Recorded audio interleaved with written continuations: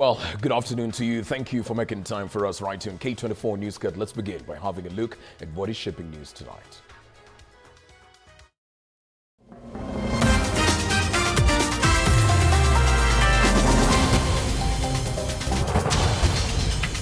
President William Ruto appoints Douglas Kanja as the Inspector General of the National Police Service following his approval by the National Assembly yesterday. I'm ready to appear in court today. Outgoing IG Gilbert Masengeli caves into Justice Lawrence Mugambi's directives. Plus, 2 middle-aged charged by Garsen Law Court for dealing with wildlife trophies, among them elephant tusks worth 6.4 million.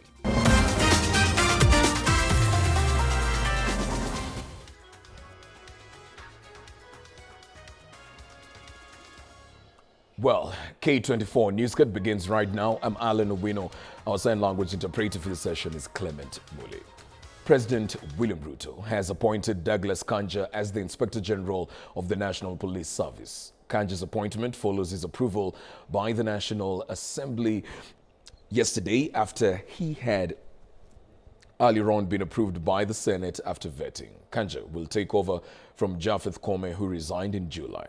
Prior to his nomination by the president to become IG, he served as acting IG after Kome's resignation.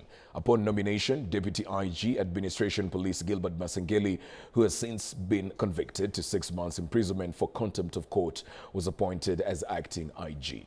As Kanji comes in, he has a full intro with among the main issues he's set to address, including ongoing investigations from various agencies with regards to the people killed during the anti-government protests.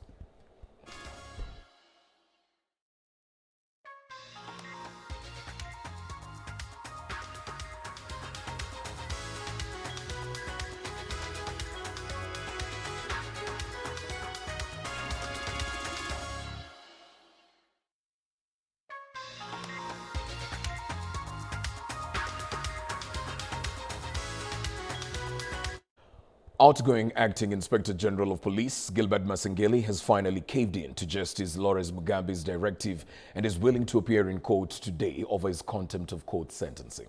Masengeli, through advocate Cecil Miller and Steve Ogola, informed the presiding judge of the High Court, Chacha Mwita, that their client is now able to appear in court between 12 noon and 2 p.m.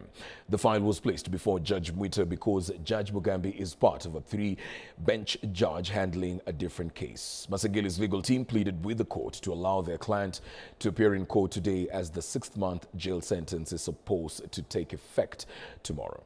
Judge Chacha Mwita, however, directed the file be placed before Judge Mugambi tomorrow for further directions, as the judge is engaged in a bench matter.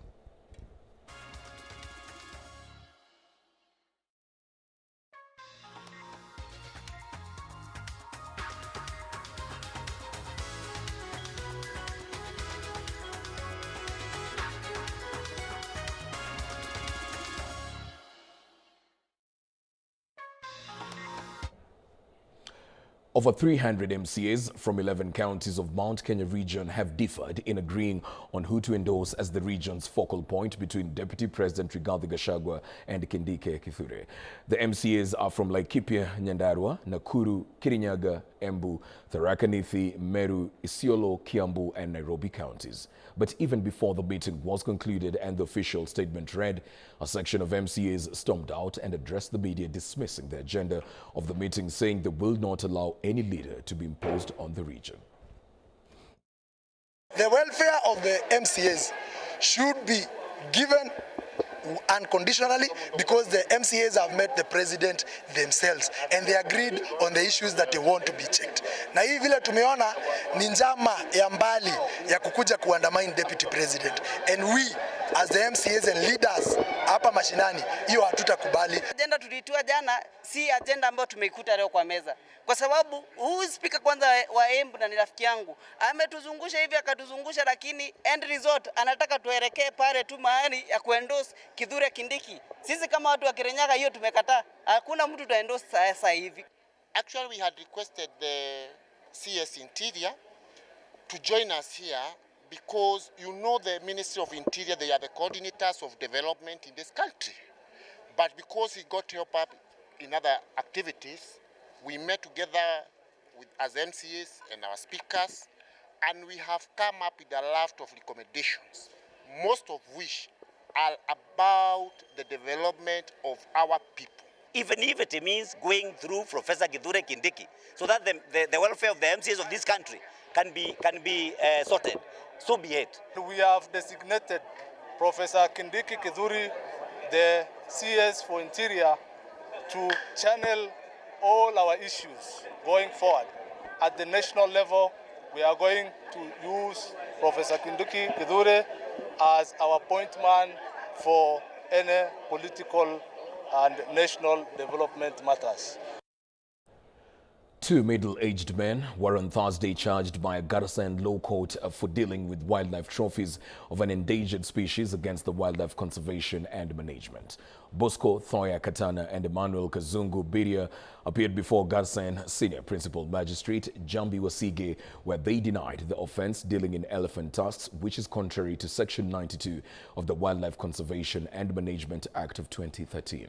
They were charged that on the 15th of September 2024, at around 9:30 p.m. at Minjila area Makuti Hotel in Tana Delta Sub-County, Tana River County, with others not before court, they were found dealing in 2 pieces of elephant tusks weighing 62.42 kilograms with a street value of 6.2 million without a permit. It took the concerted efforts of the Kenya Wildlife Service officers and those from conservation group Ulinzi Africa Foundation who responded to intelligence reports where they nabbed the suspects together with the tusks.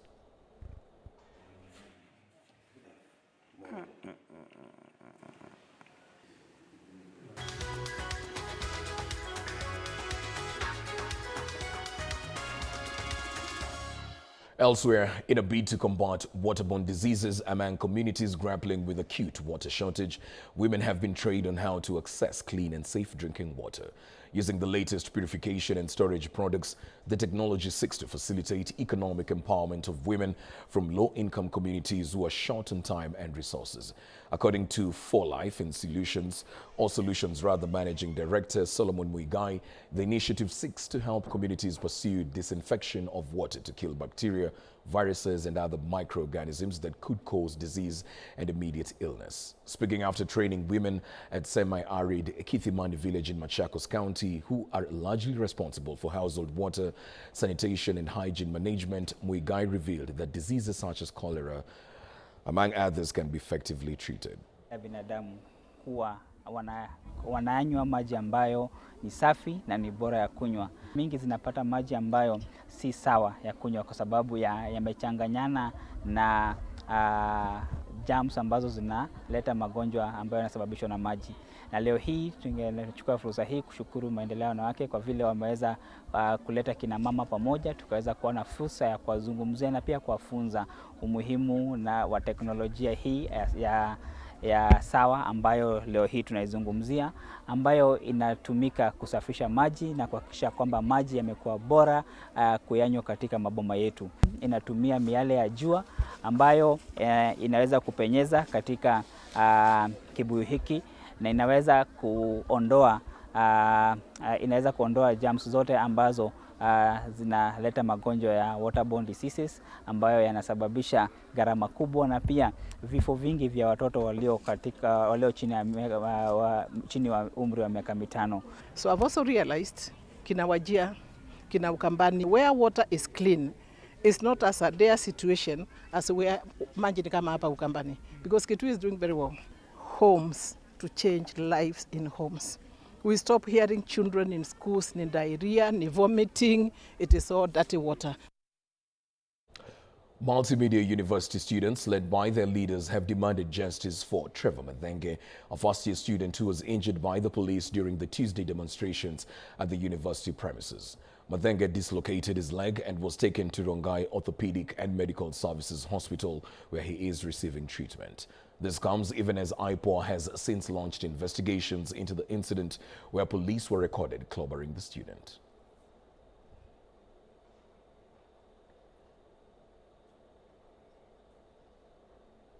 Well, moving on to other updates, Kenya's Health Market 2024 report has singled out health insurance fraud and over-reliance of health on donor financing both at the national and county levels, among others, as some of the challenges facing the health sector in the country. Representatives from the Ministry of Health alongside other stakeholders have to this end deliberated on supporting the private sector in order to improve healthcare in the country. The report highlighted a raft of key recommendations that, if implemented, will help streamline the health sector to serve the public. Thank you. Seeing a doctor is 5,000. The private sector has fantastic information in these systems. The government has fantastic systems. But we currently have not gotten to a place where we are looking at all the information being collected by the healthcare sector and using that information to make decisions quickly and appropriately. So for some areas, the government is doing well. For example, when it comes to identifying a disease like Mpox, government is doing well. When it comes to identifying a disease like, let's say, a pneumonia that has broken out, you find that sometimes the private sector knows that there's an outbreak, sometimes months before government, but because they are not, they're not forced, or there is no reason for them to give this information to government. They just sit on that information, and government gets to know about it much, much later.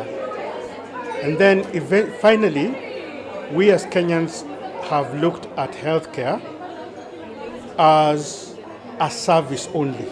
I get sick, I go to a hospital, I get treated. We have never stopped to think that healthcare can actually be an economic driver. Countries like India, Turkey, Malaysia have actually looked at healthcare as an economic driver. Health is considered as a market. Sometimes we see healthcare as just service provision to community members, to the people, but we forget resources are needed for provision of quality health services. So we have different players in the health market, including the private sector, public sector, the not-for-profit sector, and as Population Services Kenya, we are playing the role as a not-for-profit sector, putting the patient right at the center for provision of quality healthcare services and bringing in all the key players, the government, development partners, the private sector, so that patients can get high-quality services that is affordable. Kenya's high school and college students alike continue to flock abroad for higher education out of dissatisfaction with the domestic education system. According to Omar Mohammed, the managing director of Educare International, applications to study overseas continue to soar year on year.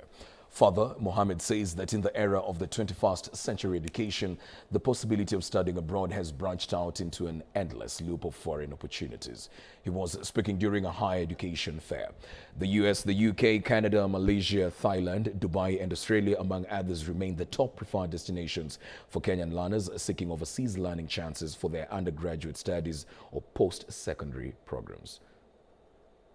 That I'm really happy about this exhibition this time round is that we have a diverse mix of universities from all over, and one thing that we've really focused on is that, you know, we understand that the parents are facing difficult times, and we're bringing in universities that are within the affordable range. And there's a huge misconception so far that studying abroad is for the rich and not for the poor. So it's good that the students today find out that there are some really great universities in Thailand, there's a really great universities in Malaysia, in Dubai, that are very affordable and they can be able to transition into. Even in the markets that are expensive like Canada, Australia and all that, you'll still find that they're affordable options, and these are the institutions that are represented here today. We have various courses in pharmacy, in science, in technology, in digital economy. Creative economy is also one of our best things. And other social sciences, you can learn from us, and we can share to you. So studying abroad can be expensive. It does pay off in the end. So we do have scholarship opportunities. They're not full scholarships. They are merit-based. So we will award students that have done really well in their high school years, and we'll give them some partial scholarships to help ease that financial strain. But it can be a little bit pricey, but it does pay off in the end because the benefit you get, the type of degree that you get, is really world-class. Multimedia University students, led by the leaders, have demanded justice for Trevor Mathenge, a first-year student who was injured by the police during the Tuesday demonstrations at the university premises. Mathenge dislocated his leg and was taken to Rongai Orthopedic and Medical Services Hospital, where he is receiving treatment. This comes even as IPOA has since launched investigations into the incident where police were recorded clobbering the student.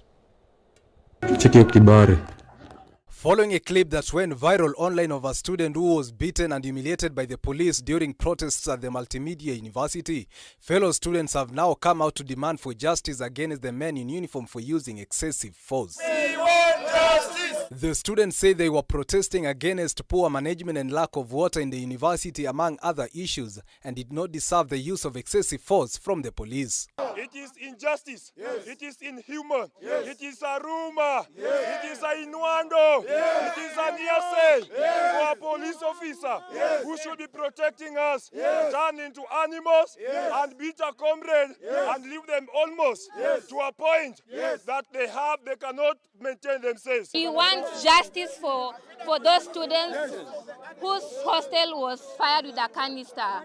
We want justice for Trevor, and we want it right now. The students further demanded action from the government in confirming the acting VC Rosbella Maranga as their Vice Chancellor. If you do not confirm we want Professor Rosbella Maranga as the VC, we will march from Magadi Road to Langata Road to the ministry.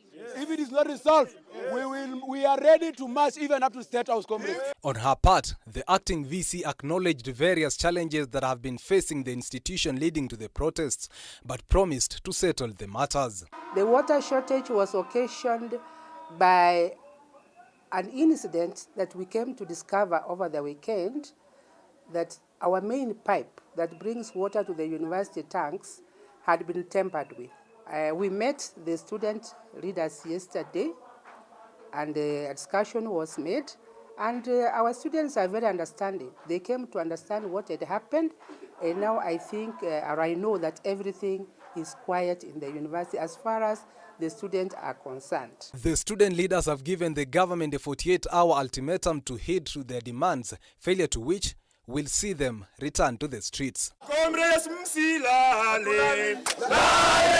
Anthony Kwemoi, K24 TV. Well, that report brings us to a fast break right here on K24 News CIT. We'll be back with more in a short while.